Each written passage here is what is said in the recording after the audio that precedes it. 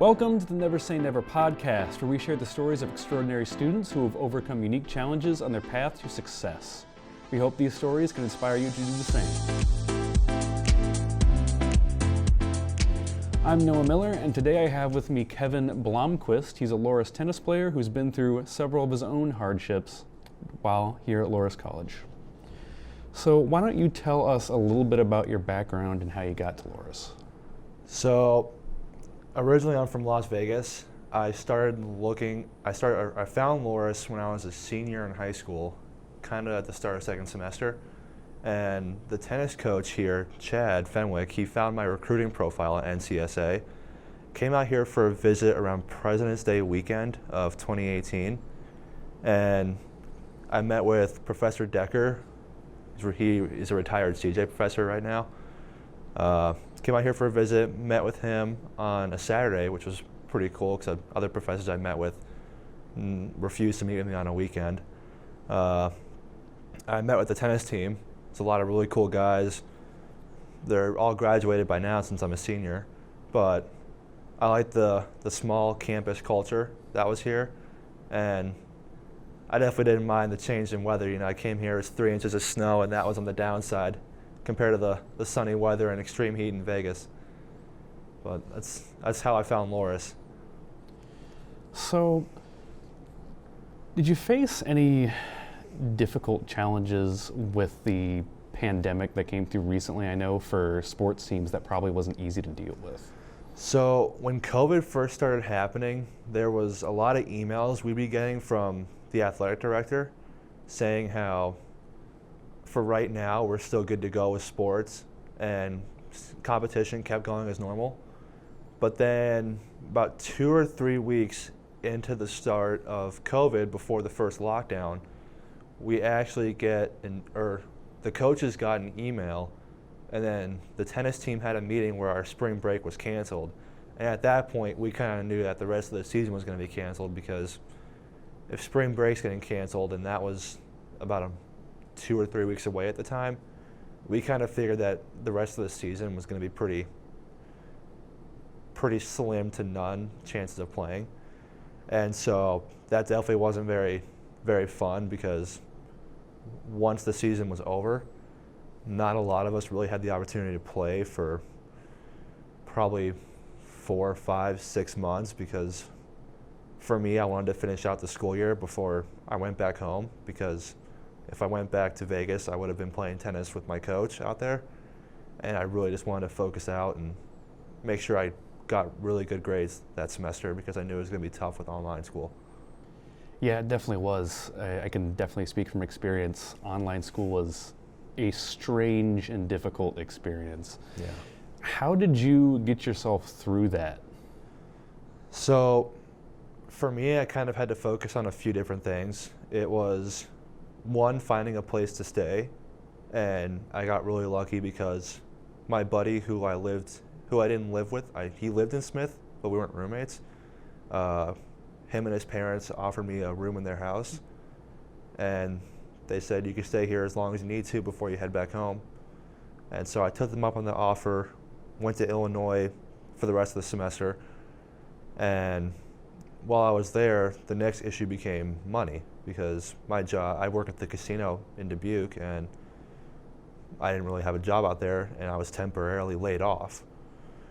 And so I found a job at a grocery store that at least helped me cover my expenses. And I worked that job, and I got through my computer science classes, which were the toughest I had. And that was pretty much my main 3 things right there. Once I found a place to stay, it was finding a job and then doing well in classes. I just tried to keep it as simple as possible. Yeah, that usually seems to be the best approach when it comes to things like that. Would you say being part of like a team helped you get through some of that? See, for the tennis team, there wasn't really, like, me and some of the teammates would have Zoom calls every few days, just because we used to hang out a lot during the semester. But it was really hard because, like, for me, when I went back home, I was 2 hours behind because I was part of the Pacific time zone, and I'd have to kind of work around my schedule to try and get in that Zoom call. There'd be nights where I couldn't do it, but a lot of people were sheltered because at this point we were already in full-blown lockdown. Everything was closed, and none of us really wanted to risk it because we didn't really know anything about what was going on. So it was kind of hard because we couldn't really hang out in person. The Zoom calls were a nice little Band-Aid, but I think it was enough to get through that moment. I can't say what would happen if this type of thing were to happen again, but it definitely helped slow the metaphorical bleeding a little bit. Mm-hmm. Yeah, I mean, during that time, I mean, it was almost anything you could do. There were so many different difficult parts of the pandemic. When it comes to kind of like your athletic career at Loras and the pandemic, how was it impacted by it? So after the first lockdown was over and I was getting ready to go back home, I haven't played tennis at that point for probably 6 months, 5 or 6 months. And I'm not going to say I'm one of those tennis players who's very talented, because in all honesty, I'm not. I've always pushed myself through hard work, and that's how I've been able to keep up. And not having that 5-6 months of training was really tough. I put on weight. I probably gained about 10, 20 pounds. And then when I went back home, I went through a huge rut mentally when I did start playing again, because I was so far behind where I was. And so there was a point where I was like, I don't want to put myself through this again because of how much physical pain I was in, because of how hard I was pushing myself. And I was considering hanging up my racket and stopping tennis. But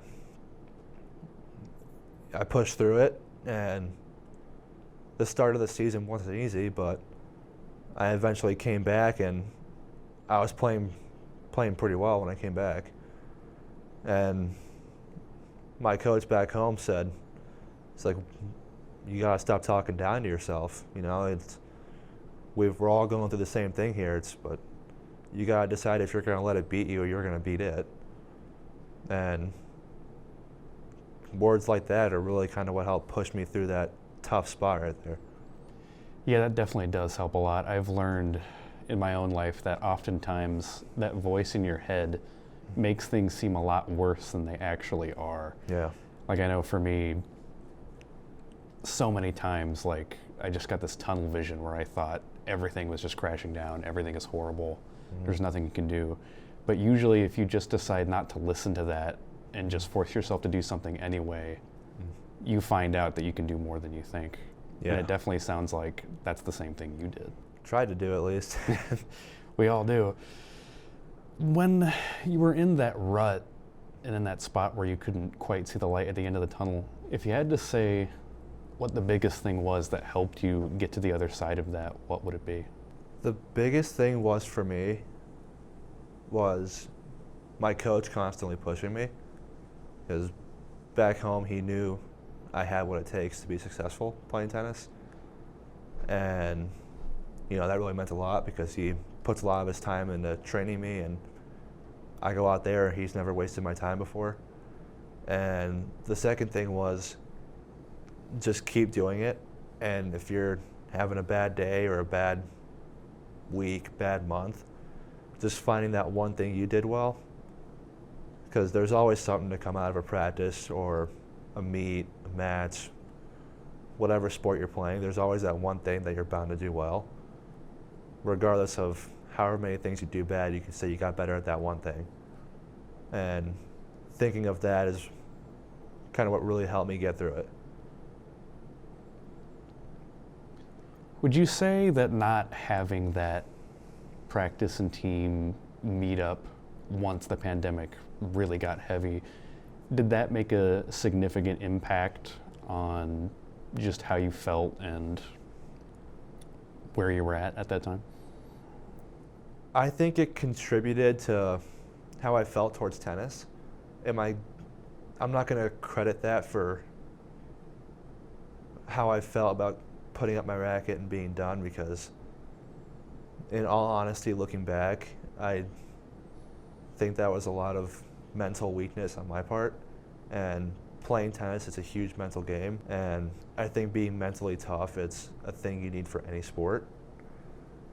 So I'm not going to blame that on COVID. That's, even though a pandemic was going on, I had the opportunity to run outside, keep myself in shape, and I chose not to do it because I played a lot of Call of Duty, and I kind of fell into that trap where I got complacent with using COVID as an excuse to not keep myself in peak physical shape, and that was just me laying in the bed I made. It is what it is. Looking back, I hopefully wouldn't make that same mistake again. If I hope this never happens again, but if it were, I hope to God I wouldn't make that same mistake twice. Yeah, I gotta say, it does take a lot of strength to recognize that and to try to change it in the future, because that's not an easy thing to do, to be able to recognize your own faults and work past them. I mean, there's people that struggle with that their entire lives. That's a heck of a thing to do.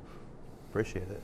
And when it comes to, how would I want to say it, like your outlook on tennis at that time, Yeah. like what got you past that feeling of, I feel like giving up on tennis?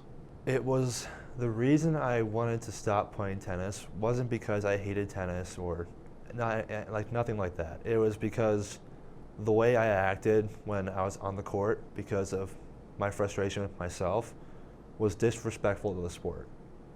And I don't want to give tennis a bad image because I'm acting very irresponsibly on the court. Things like talking negatively to myself, throwing my racket, the outward negative gestures, that just doesn't make tennis look good as a sport. And that's not something I ever want to tell myself that I contributed a part of. I want to be part of the reason that, if someone's watching me play a match and they say, wow, you know what?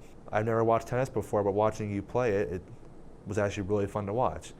I want to be a part of that culture, not the part where people look at it and say, ooh, I don't want to do this because he looks like he hates it out there. And that was my mentality once I got through that rut. Yeah, that's definitely huge. I mean, you can't really overstate how much sports touches people. I mean, in this country alone, I mean, almost everyone I know watches some kind of sport and it inspires them in some sort of way. So it does have a massive impact on people. So the fact that you recognize that is a big thing. Now, the other thing I was curious about that I wanted to touch on is, from what I've heard, when you came to Loras, you basically came completely on your own. Yeah. Why don't you describe a little bit of that experience? So when I first came to Loras, I had $10 in my bank account because I had to pay for my flight, had to pay for my dorm, and that was kind of all that basic foundational stuff I needed was that's where 99% of my bank account went. And so when I got here, I had my truck, I had my stuff to move into my dorm, and I had an attitude where I was going to go, all right, let's make the best of this. It's my idea when I came to Loras was new state, fresh start, clean slate. And like when I moved in, there's a lot of people who lived, I was in the fourth floor of Roman. There's a lot of people there that if they had open doors, walk down, pop my head in, say, hey, I'm Kevin, nice to meet you. And I met most of my floor at that. That's how I met Richie. It's how I met a lot of guys on that floor. The first few months definitely wasn't very easy because I was very financially tight. I couldn't afford to get a haircut for a few months. But my friend's girlfriend actually helped me get a job at the Diamond Joe. And so I'd be there bussing tables on the weekend, and it was a nice tip-out job. I got paid pretty well, and I was able to start building up my bank account. So I wasn't living a lavish life, but I was kind of setting the foundation where, I could be successful on my own and kind of get things going, because I wasn't going to sit there and make an excuse for why I can't do something when I know that I can do it. Yeah, no, that's incredibly huge. It's not an easy thing to push yourself through classes, work, financial troubles, all that. I mean, that's a lot on one plate. How did you get yourself through that? So when I was in the moment, I had my MOI professor at the time was Professor Grindy, and she talked to me about what I was going through, and she even offered to pay for my haircut, and I was extremely grateful for the offer, but I refused it because I don't want to start out by getting help from someone else when I can do it on my own. And I kept telling myself, I'm gonna make this a better situation than what it is. And so I got that job at the restaurant. I started saving up cash. I was able to do what I needed to do. And I just kept visualizing what I wanted for myself. I didn't want $10 in my bank account. I wanted 10,000. I didn't want to have long, greasy, messy hair, because it's just, I can't get a haircut for 3 or 4 months at a time. I want to have my hair nice, clean. I want the other people to see me as I see myself, not as someone who can barely afford to get by because of some unfortunate circumstances from before he came to college. I don't want to see myself in that light. I don't want other people to see me in that light. And so I just wouldn't accept anything less than everything I wanted. And I think I was able to follow through on that. Definitely sounds like it. I mean, that's another huge thing, is just telling yourself that you can do something instead of not. Because I think it's easy to fall into that trap of coming up with all these reasons why you can't do something. I think there's definitely something about just the human brain where it's a little bit easier to imagine negative things than positive things. But oftentimes we find out that it is actually just as easy to tell yourself the opposite and get through something. I mean, just like you did, there could have been many times where you could have turned back or said, well, no, this is too hard, or I can't do this. But you just decided to go through it anyway. And you did. And from what I'm hearing, it worked out very well. You were able to pull yourself up by your bootstraps, as they say, and get to where you are now. And yeah, I can't overstate as well just the amount of strength that had to take to do all of that on your own. Because I mean, this is a rough average, but I mean, for a lot of college tuitions across the country, I mean, we're looking at, $30,000 or so altogether. I mean, that is not at all easy to do on your own. That's massive. And I mean, I think that serves as an example for anyone else that you can do that. That's, I think, the biggest thing we can take so far from this story is just never tell yourself you can't do something. Because more often than not, you will be able to, regardless of what your beliefs may be. So, if you don't mind going into it, how did you end up in that situation where you were on your own throughout all this? So, back when I was 7, my mom was diagnosed with a brain tumor.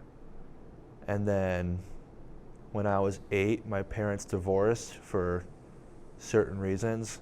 And when I was 9, she passed away. So me, my dad, and my brother were homeless for a little bit.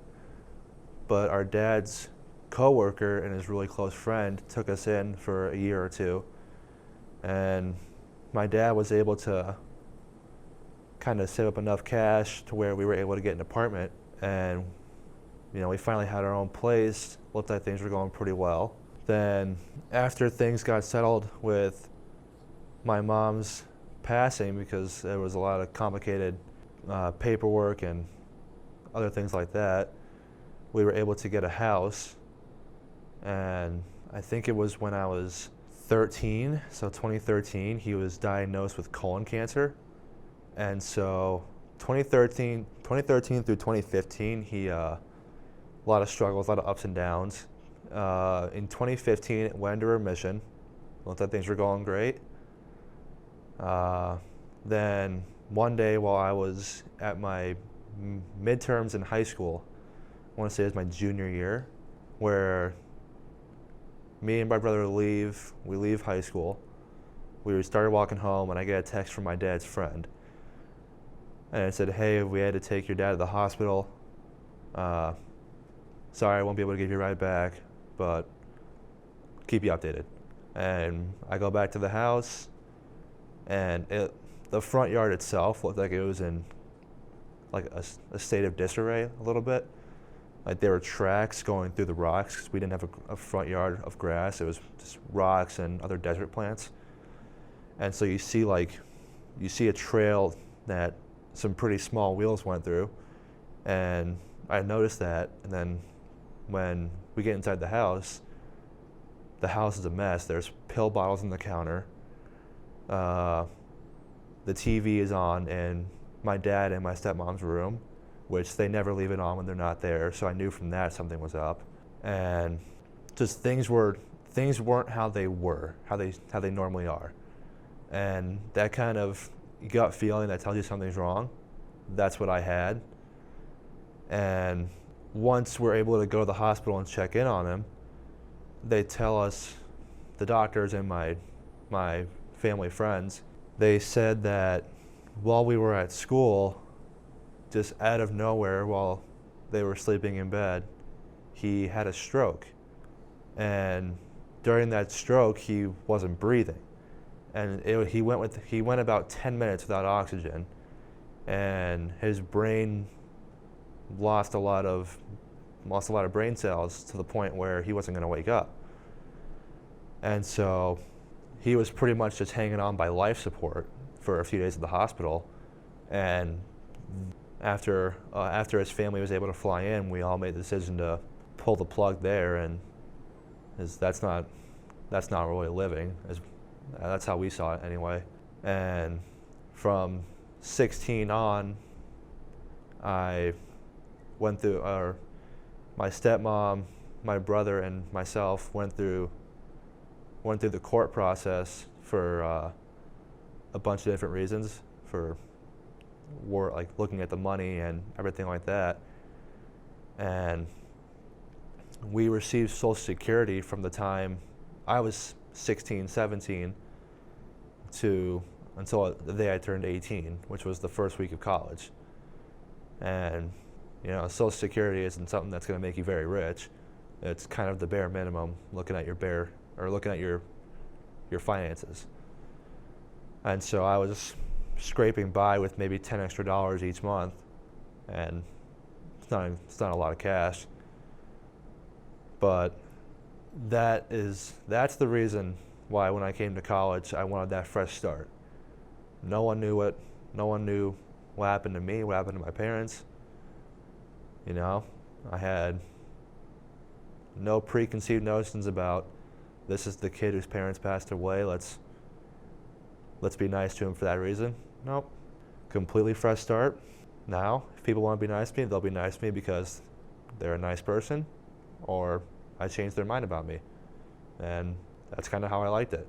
But that's kind of how I got to where I am, and how I got in that situation with being here at $10 in the first place. Wow. I can't even begin to imagine how difficult that would be. I mean, there's so much that happened, and you have my condolences too.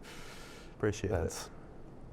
I mean, it's almost hard for me to even ask, but like, how did you pull yourself through that? There's so many different things. So when my mom passed away, I think it just helped that I was 9. There's that ignorance is bliss statement. It's really hard to perceive what's going on when it's so severe like that when you're a child. When I was going through what happened with my dad, that one was definitely a lot harder. I had a lot of relationship issues after that, just because I didn't want to let people in. And I justified it like everyone I care about ends up the same way. I ended up, when he was in the hospital, I still finished up my midterms. I refused to miss school because he told me he wanted me to get through college. And I told myself I wasn't going to let him down now, just because, not to minimize it, but just because he was in the hospital. I still played tennis, even though it wasn't as much fun as it would be. But I tried to keep things as normal as I could have, and just tried to keep going. You know, it's, no matter what way I look at it, the sun would still come up the next day, whether I wanted it to or not. And you know, I don't think he would have wanted me to give up, so I didn't give up. Wow. I mean, yeah, that is a lot of strength to be able to do that. I mean, I would say never underestimate your strength. That is honestly incredible, at least in my opinion. That's a lot. And I think part of that, I think that works so well and that helps, I think, for you and a lot of other people, is just reminding yourself of the people who want to see you succeed, or the people that care about you like you did with your father. I think that's a massive boost when you're going through something. I know I've done the same thing, not in as extreme circumstances, but definitely difficult ones where I just had to remember people that were rooting for me. That definitely makes a difference. And in regards to like when you closed yourself off and dealt with that, how did you get yourself out of that mental state? So the only way that I see myself, or I see how I closed myself off, was I just became focused on getting to college. Get through high school and get to college. It's, you know, I wasn't really worried about having friends at that point. I was more just, my dad wanted me to get to college, so I'm going to get to college. So I still focused on playing tennis because I wanted to play college tennis. I applied for a bunch of scholarships. I visited whatever colleges I could afford to visit to. And I kept working to make myself a more valuable recruit, because I was going to get to college because of my good grades, which I'm very happy I maintained. And I was going to be seen as a more valuable asset, at least at the D3 level, because I'm a good recruit. So even though I know D3 colleges don't give out athletic scholarships, if you're an athlete who's going to help out the team a lot, they're going to find a way to make it easier for you. And so whatever way I can make it easier for myself, it's something I took upon myself to do. And I just became less focused on having friends and more focused on get to where I need to get to and worry about whatever else afterwards. And so that's what I did for the rest of my high school career. Went into classes, did well, went out, played tennis, did well, went home, did what I needed to do it again the next day. Yeah, that's pretty much it. Yeah, there's definitely something to be said about just focusing on what's right in front of you when things get difficult. I know when I've gone through my own struggles, that's definitely been the thing, well, not the only thing, but one of the things that's helped a lot is just focusing on what's right in front of you and not getting lost in everything else that's going to happen, you know, months down the line, years down the line, whatever it is. Yeah. That usually seems to offer some kind of clarity. Get me to stop worrying so much and just get things done, which is definitely not easy to do, but it does help quite a bit. And I wouldn't recommend what I did for a lot of people, because shutting everyone out and just focusing on what you need to do, the fact that it worked for me was great, but I feel like there was a lot of emotional development that I wasn't able to do because of it. And I mean, I think a lot of people would agree where in a situation like that, you're in a state of survival where you kind of do what you have to do. And I wouldn't necessarily change what I did, because I don't believe that would. I'm proud of the way things turned out, but shutting people out, especially for, I think, probably almost everyone, it's going to be the right answer, or the wrong answer. Don't shut people out. Yeah, sorry about that. But the fact that it worked out for me was definitely lucky, I mean, to say the least. But I know it's not a solution for a lot of people, and I wouldn't want it to be, because it wasn't a fun way to live.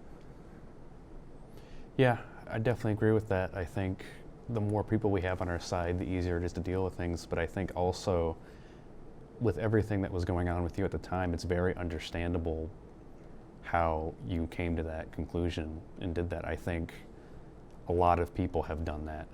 I know I have. Yeah, my challenges have been very different, but I did get into a similar kind of survival state. I want to say about a year and a half ago. I've dealt with some pretty severe depression and anxiety over the last few years. And I mean, there was definitely a point where I was so blocked off from emotions and so uncomfortable that, like, it put me in a similar place where I could only focus on just what I needed to get done, what was in front of me, and then anything else was just like too much. And you just kind of get locked in that survival mode. So I think for anybody that's in that place or has been in that place, I would say, like, there's definitely no judgment there. It's very understandable how you can get to that place. But I think it's also important to try to remind yourself that there always is going to be at least one person that's going to be on your side and you can reach out to, and they will help you. I know when I was struggling with my own mental health, having people there did help. Even if it didn't make me feel better, it at least gave me some kind of support group that could help me when I wasn't able to help myself. And that would be probably one of my biggest pieces of advice is, as much as you might want to shut yourself off, try your best to reach out to people, because you never know how someone might be able to help you. You never truly fail yourself when you give up. You only fail the people around you. That was something else my coach said back home. He goes, giving up is the easy way. And all of us want to take the easy way at some point, but you're going to be doing so much better if you take the harder way. Yeah, that's very true. That's another huge thing is, no matter how bleak it gets, just never give up. Even if it's going to be hard to put this in a way that's going to sound good, but even if you don't enjoy pushing forward, even if it just feels miserable, keep doing it, because the more you push forward, regardless of how bad you might feel, regardless of how hard something is, there is going to be a point where you're going to feel better because you did that. Because I know that was the case for me when I struggled with the more severe depressive symptoms, where I would just feel like completely hollow. Like I just felt nothing. None of the people around me, none of the things I was doing in my free time, just nothing. But because I just forced myself through each day anyway, I was able to get to a point where I started enjoying things more, kind of getting more color back into my life, being able to feel the love of other people around me. And I was able to look back and say, I'm glad I forced myself through that, because I was able to find that light at the end of the tunnel. So I mean, that's huge. Just to sum it up, I guess I would say to be able to look past your current circumstances and say, if I keep doing this, where am I going to be a month from now, a year from now? Because oftentimes it can end up being a lot better than you think it will if you just keep doing it. I agree. And during your time here at Loris, having to, essentially support yourself on your own, I mean, what helped you get through that part of it were there any like strategies that helped you kind of like keep pushing yourself? I mean, a lot of it was stuff I've already been doing since I was 16. So starting from 16, I was teaching myself how to cook because I couldn't afford to eat out. I've been doing my own laundry since 4th grade, so I've already been familiar with that. All I really had to keep a better eye on was paying my main bills, so my car insurance, gas, health insurance. Just I have a document I use where I have how much everything costs, and every month when I see how much money I have and how much I'm gonna take out for bills and see how much I have left over. And it's just stuff like that. It's just the small things. It's like, it's not hard to keep track of your cash if you know where it's going. And when I kept track of my cash, I knew I was in a good spot because I knew how much money I could spend without stressing about it. Like, it's not as popular now, but there was a term, it's called adulting.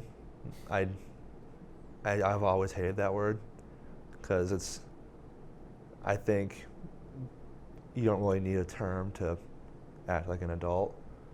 It's just taking on the responsibilities you need to take on. And I mean, you're bound to mess up.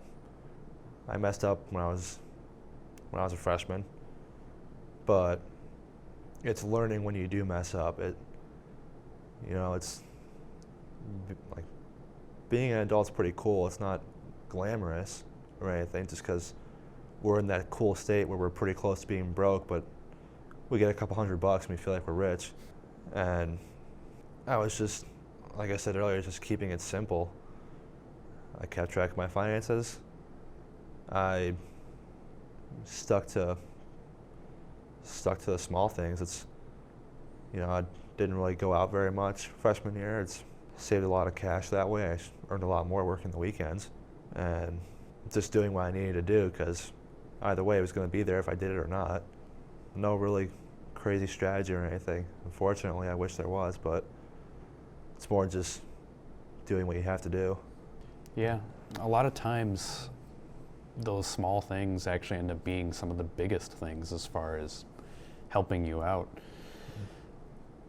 It's interesting because, like, when you're really young, at least for me, like, you never would have guessed that it's like those small things that end up making such a big impact. Like just having a little document to keep track of, how much money you spent or things you need to do on a certain day. Like, I know that never really occurred to me when I was younger, but yeah, like just the tiny things, it does make a huge difference. So, I mean, for anyone out there, I would say don't underestimate even like the smallest little thing you do, whether it's just keeping a little note or having a document, something like that. Little things can have a huge impact too. It's not always about making massive plans or having some crazy idea to solve a problem. Sometimes it's just the little things like that. I'm a personal fan of sticky notes on the wall, just because if I write something down on a sticky note and I put it on the wall, I don't take it off the wall until I do it. And so, if my goal is to get $100, that sticky note doesn't leave that wall until I get $100. If I need to do an assignment, it stays on the wall until I do the assignment. Because I always do better with visual reminders, and having that sticky note there on a blank white wall is really noticeable. I'm not going to be an interior decorator anytime soon. I mean, that is a great idea though. Like, I think for a lot of people, it definitely helps to see that visual marker of, I still have this thing that I need to do. Because I think without that, it can definitely be easy to forget. I know for myself, I'm kind of the same way, where if I don't have that physical reminder, it can be easy to just kind of blank on it and forget about it. And then, a week passes, I'm like, oh, that deadline is tomorrow. Yeah. What am I going to do? Been there. It's not fun. Yeah.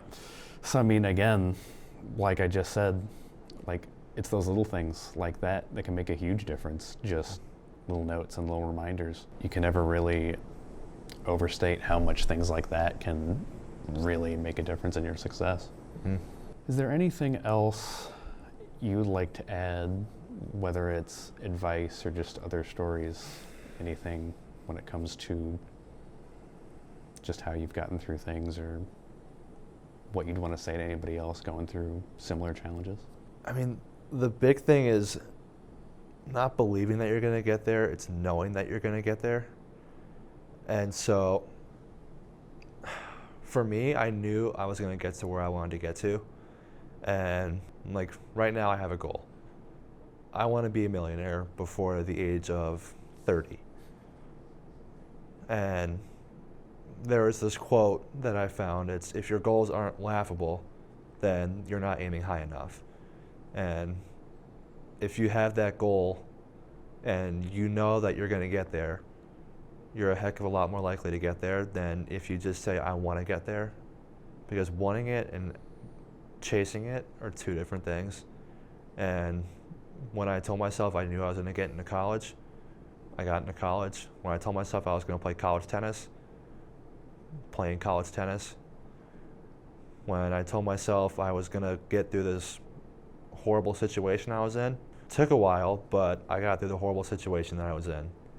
And it's just telling yourself that you know you're going to do something. That's the big thing, because if you tell yourself you know you're going to do it, you hold yourself more accountable for actually following through on it. Yeah, no, that's very well said. I definitely agree with that. It's absolutely just about being able to tell yourself, I am going to get this thing done or get through this, and fighting that voice in your head that wants to say, well, no, I can't, because most of the time you can actually do it. Well, thank you very much for sharing your story. I appreciate you being open. Thanks for having me. And that's all the time we have for now. On the next episode, we'll be talking with an international student who's faced their own challenges in acclimating to a new environment. Thank you all for listening, and we'll catch you on the next one.